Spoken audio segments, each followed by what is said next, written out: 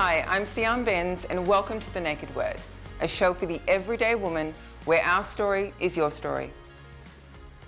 Dubbed the iPad generation or Generation Alpha, there's no denying that children today are growing up in a vastly different world to the one that we grew up in. During the COVID pandemic, and with the rise of short-form social media like TikTok, Instagram Reels and YouTube Shorts, it was reported that Generation Alphas between 8 and 12 years old were spending 35 hours a week on social media. That's enough for a full-time job. With that hyper-connectedness to the online world, it is almost inevitable that they're overexposed. So how do we keep up? Here to help me talk about that are Deanna, Soraya, and Natalie, who themselves are parents of Generation Alphas. Hi, girls. Hey! I don't feel ready for this conversation. I just feel like I don't have enough information to be able to make like a informative decision when it comes to the way that I parent around this issue. I think it's happened so fast. Yeah. This whole introduction to social media has happened so extremely speedily that I think we're all just kind of on the back foot trying to work it all out together as fast as we can. Yes. And our kids know more than we do around social media. So that's like, it's tricky to navigate. Yes, yes. Deanna, there was an instance one day where you sent me a text message in error that was meant for your daughter. Yeah. And it was an educational link that you'd sent her, and it was about sex. Yeah, well, actually, it was about porn, right? Yeah. It wasn't just about sex. Yeah. And I discovered this woman who has basically made it her mission in life to educate young people around porn so that they understand things like these are actors, this is not real, this is not a guidebook on how to have sex as a young person, you know? And so I was trying to send it to my daughter, who is 14, you know, and we have lots of conversations around this. So are you quite open with your daughter about that? Is that a conscious decision that you made, that you were going to have these conversations about these things? Yeah, especially because of the amount of exposure that happens. No one had these conversations with me when I was a child, right? But the porn that was around when I was a child that was accessible was like magazines, you know, with centerfolds and Playboys and that kind of thing, you know. And my dad is a mechanic, so he had his own mechanics business, and of course there were posters and like, you know, it was the 80s. So Pamela Anderson, very much, good old Pammy up on the wall, you know, of the mechanics shop. So I had exposure to that kind of stuff, but in a really quite minimal, benign way. My children these days, all they have to do is open an internet browser and they can be exposed to like all sorts of porn. It is crazy. It is absolutely crazy. The pop-ups. Even when we watch movies online, you'll have these pop-ups of naked women. Yes. It is, and my children are Gen Alphas, they're under the age of 10, so I then am forced in that moment, I have to explain, Mummy, what's that? Yeah. I have to explain, and I'm not ready, which is why this conversation today needed to happen on this couch. Yeah. So tell me more about that situation with your daughter. So why have you taken specifically that approach with her? I don't see another way. I don't see another way to manage this. I think I have to be on the front foot around this. Otherwise, what I'm doing is chasing, trying to keep up. So instead, what I've done is like begin conversations with both of my kids, even though I felt incredibly uncomfortable. And it is really, really hard and weird and awkward and gross, right? To sit your 12-year-old, 13-year-old child down and go, let's talk about sex, let's talk about masturbation, let's talk about porn, let's talk about filmmaking, let's talk about lovemaking, let's talk about relationships and how boys and girls and girls and girls and boys relate to each other in these ways. And what are the different things that are going to show up for you in your life? Yes. There was a lot of conflict for me around it because part of me felt really, really guilty about introducing them to something maybe before I thought that it was appropriate. But what I think is appropriate doesn't match the environment. Yeah. So really what I have to do is try and step into it in a way that suits their developmental stage, you know, how their brain works at the moment and how they think at the moment, so that I can try and give them some way to be protected from just random stuff hitting them, and them trying to work out what that means themselves. Because you hear the stories all the time. You see it on the news. Kids meet someone online. Young girls will 13, 14, will meet who they think is a boy online, and they'll lie to their parents, or they just won't tell their parents. The parents are not connected or hooked in to what their child's doing online. The child then goes and meets the person, and it's an older man. And they've just put themselves in danger, and the parents had no idea. Yeah. That is the thing probably that scares me the most about this world, is the danger that they find themselves in. Yeah. Have you found in your experience of being so open with your Gen Alpha that it's made a difference? Yes, absolutely. At the absolute baseline, what it's done is create an environment where my kids are happy to come talk to me about this stuff. Like they talk to me about this. Yeah. And I've set things up with them and explained to them why I need oversight in their engagement with the online world. If I don't have oversight, then they're left to make decisions themselves, and they're not old enough to make those decisions. Not because they're immature for their age, not because they're stupid or unintelligent. They don't have the tools, they don't have the skills, they don't have the experience to be like discerning in their decision making. And what I mean by that is they aren't able to critically analyse the stuff that's in front of them and make safe choices about it. And as a parent, that's actually my job anyway. Yes. Right? Have you got an example of where something's happened or you've given her some information, she's then gone and actioned that? Yeah, for sure. And then come back to you with a positive outcome? Yeah, definitely. So this isn't about sex or porn or anything like that. This is just more about their general kind of engagement with the online world. So my daughter has a phone, obviously. She had Netflix on her phone. She had YouTube on her phone. She had TikTok on her phone. A long time ago, like maybe 6 or 8 months ago, she also had Instagram and Facebook. We got rid of those because she wasn't really using them. And she actually put them on her phone without talking to me about it first. And that's a bit of a rule we have. You come talk to me if you want to put an app on your phone, and we discuss the application of that particular app and whether it's good for you to engage with. So she'd put it on there, I'd found it, she took it off. But just recently, we worked out that she was spending, it's really funny because this completely matches the stats that you talked about in your intro, right? She was spending 40 hours a week. What? Online. Wow. 40 8 hours a day, right? Now, there's a little bit of explanation that goes with this. She has anxiety and you know, we're working out ways for her to deal with that. And one of the things is she loves listening to ASMR as she falls asleep. ASMR. Yeah, you know, and ASMR is that like, really like noises close to a microphone. Yes. So when people whisper and whisper into the microphone. Or her favourite one is like someone with a fluffy toy using their nails in the fluffy toy right next to a microphone. Okay. It's basically white noise. Okay. And it helps her sleep. Got it. Right? So she uses YouTube to access those ASMR videos at night. And sometimes it plays for a long time. So a chunk of the time was that, but not all of the time. Yeah. An enormous amount of that 8 hours a day was Netflix and TikTok. So we track their phone use. We look at every week, we look at how many hours they're spending on their phone. And so what did you say to her? I said to her, look at this. Look at what you're doing. You are spending 8 hours a day That's a full-time engaging job. with an online world. That is a full-time job. Yeah. But she's doing it while she's doing other things as well. Yeah. So she's cooking dinner and she's got her phone next to her and she's watching Netflix while she's cooking dinner. So what was her response? So when I pointed it out to her, she's like, what's wrong with that?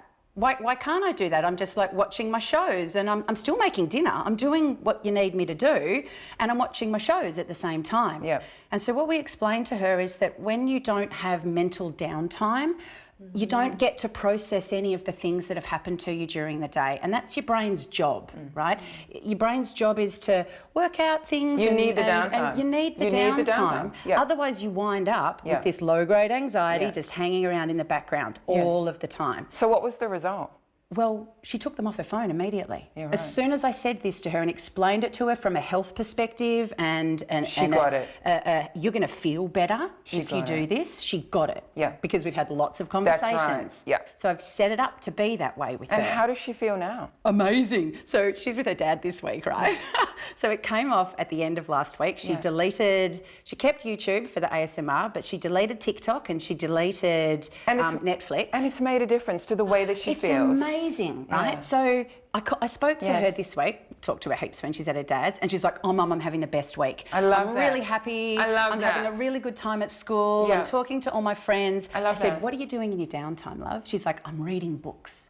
Yeah. I'm reading stories. I love that. I'm reading books. I've got this amazing series that I'm really getting into and I really love it. And I just feel so happy, Mum. That's just a testament to a positive outcome when you actually have that open communication with your Gen Alpha. I'll just keep calling them Gen Alphas. I think it's a bit more enduring than the iPad generation. Yeah. Soraya, your experience is not as positive.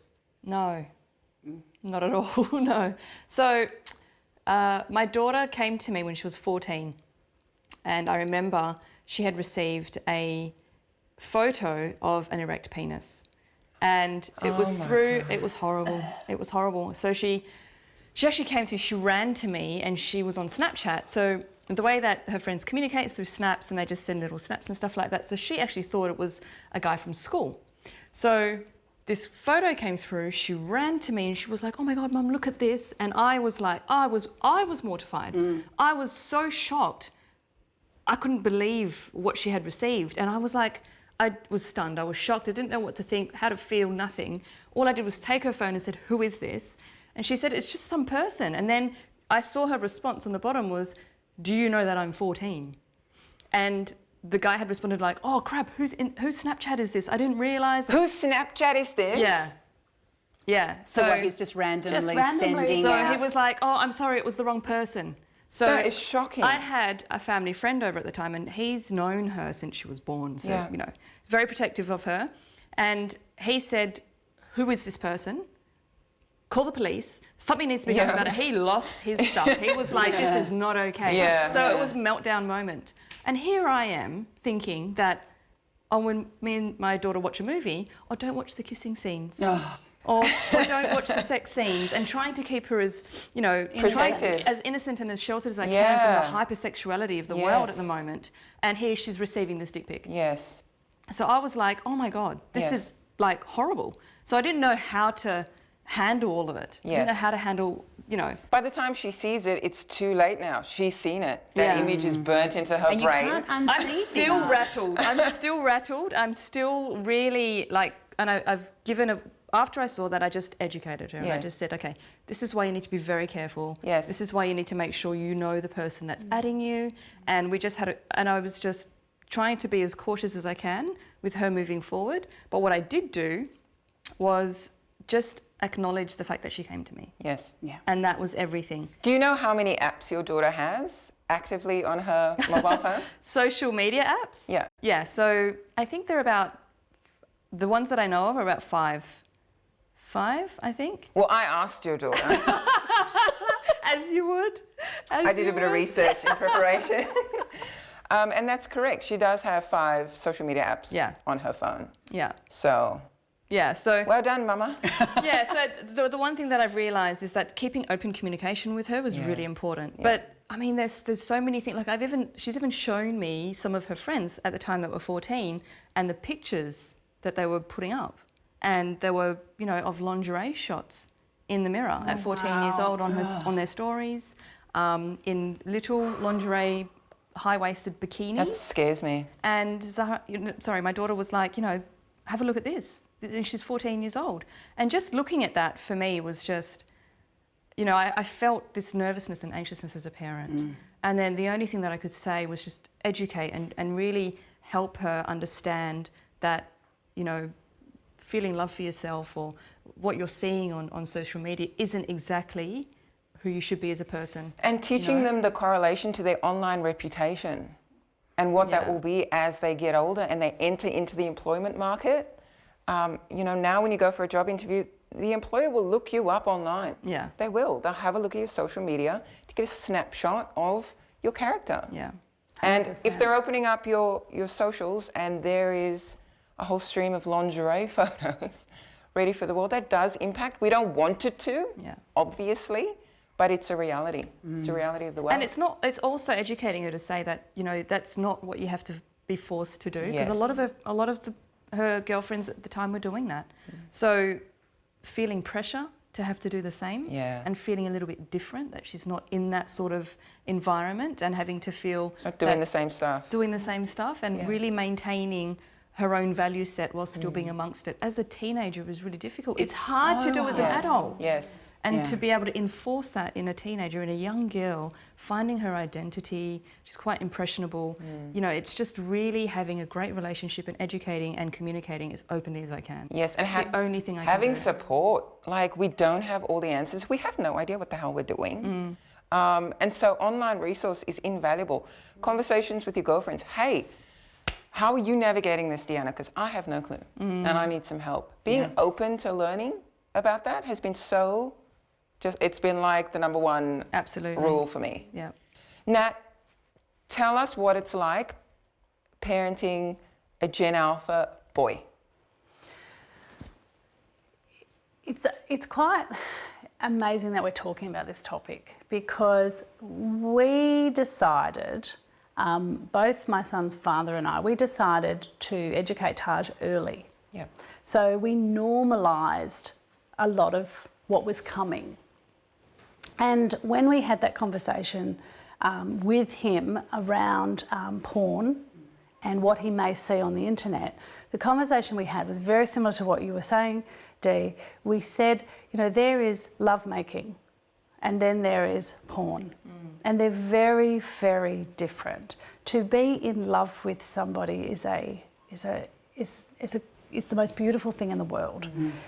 But to have sex with someone just for the sake of having sex and imitating some of the things that you may see, you know, on a porn video, can really be the wrong thing to do to a woman. And it's so frightening, because the average age that boys are watching or getting their first exposure to pornography is 11 years old. And in saying that, I have a friend who, her little boy, she caught him under the doona at 6 because someone had sent him a little video. And she was mortified. 6 years old? Mortified. It affected her as a parent so dramatically that she did not stop talking about this for at least a fortnight. She felt ill and she had sleepless nights. And I agree, you know, that is way too young to be exposed to things that are not adult behaviours. And we think because our kids are 5, 6 years old, we don't need to have these conversations. Well, how do you have that conversation with a 5 or 6 year old? Exactly. For me, that's really the question. Yeah. And that was the challenge. How do I have these conversations in a way that is age appropriate when the content is not age appropriate at all? Yes. How do you do that? Yes. Exactly. So it's just like, be prepared. Just be prepared. I will now take segments out of my week, maybe one night a week, and catch up on the technology section of the paper that talks about the impact of social media on teenagers, online reputation. I saw one the other day that talked about, you know, should we wipe social media for teenagers at a certain point so it doesn't affect their online presence? Yeah. Just to give them a fresh start because they don't know what they're doing. So I try and keep up with that sort of stuff, and that's my purposeful action. I do that as a parent, purposefully. Yeah. And I think a lot of parents nowadays, there are a lot of safety apps you can put on your phone to block content coming through. And I would say that is the biggest thing for us. Yes. Yeah, it needs to be that way. Yes. And then you can really breathe at night time, go to sleep knowing you've done the best you can. Yeah. So there are certain things that cannot come through the phone. Yeah. I've had What's your number one tip? Well, I've not had a great experience with those blocking apps. Yeah. Because kids can get around them if they want to. They can. They really can, right? So that's just a whole nother layer of stuff that you have to pay attention to. So what would you suggest, Deanna? Well, I think number one strategy. I think those apps are important to an extent, insofar as what they do is have us talk about what we're going to block and what we're not going to give people access to and that kind of thing. So I think it helps start conversations around that kind of thing. I think it's really important that you have oversight. You can't rely on an app to block things because it won't always. Whether the kid gets around it or the app doesn't work the way it's supposed to or the internet doesn't do its thing appropriately. So what does whatever, oversight mean for you? So oversight means I am allowed to look at my children's phones whenever I want. I have their passwords, I have their access, and we have established that if they're going to access this technology, I get to look at how they're accessing that technology, not so that I'm some awful dictator person, like not letting them have fun or talk to their friends, but so that we are always engaged in a conversation about what's appropriate and what's not. And that changes as they get older. So their access shifts and changes as they get older. And we trial things, we test out, okay, what happens if I don't pay attention to your social media for a month? Let's see what happens then. And then we'll get together again at the end of the month and we'll look at your social media and we'll talk through it together. Be proactive. Yeah, very much so. What about you, Soraya? For me, it's keeping the lines of communication open because when I grew up, it was very taboo to talk about things like sex and, penises and all these kinds of things. So I would never be able to tell my parents because it was a clear line of okay and not okay. And she's living in a world where that's just, she's surrounded by it. So being able to have open communication with both my children was really important. So having them come to me and then education. So communication and education. Love that. Those two things for me. I love that. Be proactive, be open to learn, communicate with your child, learn the technology. I'm guilty myself of saying, I don't know how this works. I don't know, ask your father or Google it. I'm guilty of doing that. Beautiful strategies. Thank you so much. Thank you. And thank you so much for watching. We'll see you next time.